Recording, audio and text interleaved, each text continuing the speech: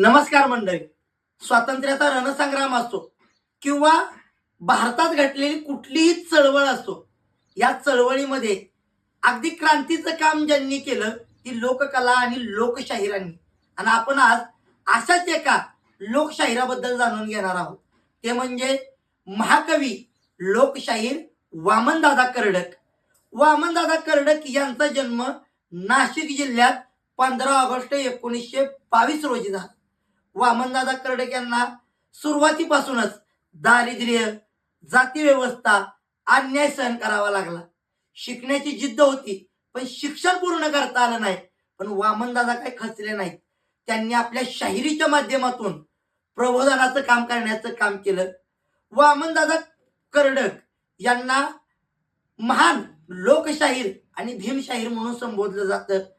Doctor Babasaheb आंबेडकरांचं कोणतंही कार्य असो, वामनदादा कर्डक यांच्या गाण्याशिवाय ते कार्य आपल्याला अपुरं वाटतं.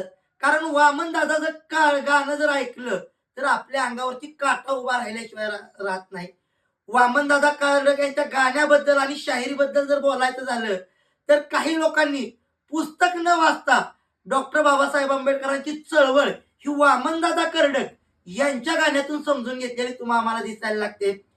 6 डिसेंबर 1956 रोजी डॉक्टर बाबासाहेब आंबेडकरांचं महापरिनिर्वाण झालं आणि त्यानंतर वामनदादा कर्डक यांनी गावोगावी जाऊन आपल्या शाहिरीच्या आणि लोककलेच्या माध्यमातून डॉक्टर बाबासाहेब आंबेडकरांचे विचार लोकांपर्यंत पोहोचवण्याचं काम केलं.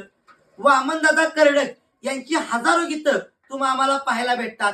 त्यामध्ये जर आपण बघितलं तर आता सध्या सोशल मीडियावरती सगळीकडे ट्रेंडिंग असेल, म्हणजे युट्यूब असेल, फेसबुक असेल, तुमचं इंस्टाग्राम असेल, यावरती एक गाणं तुफान व्हायरल होत आहे. ते म्हणजे वामनदादा यांनी इथल्या व्यवस्थेविरोधात गायलेलं माझी मनुका ही फियाट गाडी माझी मनुका. त्याचबरोबर चांदणीची छाया, कापराची काया, माऊलीची माया होता माझा भीमराया. त्याचबरोबर इथल्या व्यवस्थेला डॉक्टर बाबासाहेब आंबेडकरांचे विचार पेरत असताना व्यवस्थेला प्रश्न विचारण्याचं काम आणि व्यवस्थेविरुद्ध संघर्ष करण्याचं काम केलेलं आहे. ते म्हणजे सांगा मला टाटा बाटा बिर्ला कुठं आहे हो, सांगा धनाचा साठा नामचा वाटा कुठं आहे हो. म्हणजे आपले हक्क कुठं आहेत हा प्रश्न सुद्धा आपल्या गीताच्या माध्यमातून या ठिकाणी वामनदादा कर्डक यांनी इथल्या व्यवस्थेला विचारलेला दिसतो. वामनदादा कर्डक यांच्या गीताच्या माध्यमातून प्रबोधन तर होतच होतं, पण इथल्या व्यवस्थेला प्रश्न विचारायचं काम सुद्धा वामनदादा कर्डक आपल्या भाषणातून करायचे किंवा आपल्या शाहिरीच्या कार्यक्रमातून करायचे. म्हणजे कुठेतरी डॉक्टर बाबासाहेब आंबेडकरांचं वाक्य आठवायला लागतं की आमच्या 10 भाषणापेक्षा शाहिराचा एक शाहिरी कार्यक्रम 10 भाषणा एवढा प्रभावी ठरतो. मग वामनदादा कर्डक यांची भीम शाहिरी ही लोकांपर्यंत जात असताना डॉक्टर बाबासाहेबांचे विचार काय आहेत, डॉक्टर बाबासाहेब आंबेडकरांचे विचार, डॉक्टर बाबासाहेब आंबेडकरांचे मत हे व्यवस्थेपर्यंत पोहोचवण्याचं काम वामनदादा कर्डक यांनी केलं.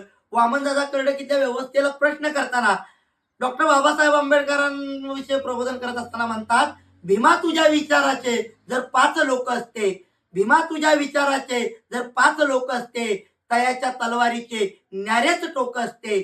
वाणीत भीमा आहे कर्णित भीम असता, वाणीत भीमा आहे कर्णित भीम असता. वर्तन तुझ्या पिलांचे सारेच चोख असते, वर्तन तुझ्या पिलांचे सारेच चोख असते. अशा पद्धतीचा प्रश्न इथल्या समाज बांधवांना सुद्धा करण्याचं काम हे वामनदादा कर्डक यांनी केलं. मग डॉक्टर बाबासाहेब आंबेडकरांच्या चळवळीमध्ये आणि विचारामध्ये तुम्ही आम्ही जागृत राहण्यासाठी वामनदादा कर्डक इथल्या सगळ्या भीमानुयांना आणि भीम विचारवंतांना सांगतात की जागं असावं, भीमाचं पिल्लू जागं असावं, पुढारताना त्यानं कुणाच्या मागं नसावं, हे भीमाचं पिल्लू जागा असावं. म्हणजे इथल्या लोकांना जागृत करण्याचं काम वामनदादा करतात.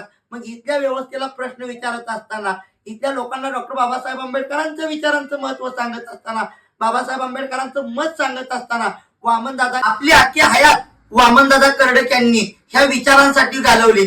परंतु हेच बाबासाहेबांचे विचार या संघटना आणि नेत्यांमध्ये राहिलेत का? म्हणून वामनदादा कर्डक म्हणतात की संघटना हजार झाल्या, संघटना हजार झाल्या, नेते हजार झाले, कोणा म्हणावे आपुले चेहरे हजार झाले, कोणा म्हणावे आपुले चेहरे हजार झाले.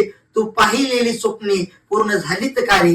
तू पाहिलेली स्वप्ने पूर्ण झालीत का रे? भीमा तुझ्या विचारांची मानसे मेलीत का रे? भीमा तुझ्या मताची मानसे मेलीत का रे? अशा या महान कवी वामनदादा कर्डक यांच्या पवित्र स्मृतीस विनम्र अभिवादन. जय भीम.